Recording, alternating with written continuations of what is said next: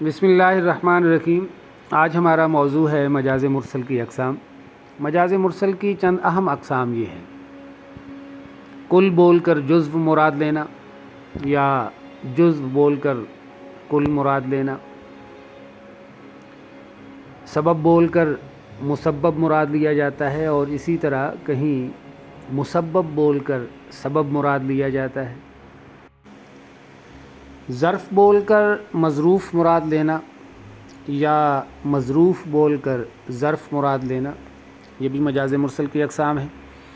ظرف کا معنی برتن ہے اور برتن کے اندر موجود کھانے پینے کی جو چیز ہے اسے مظروف کہتے ہیں۔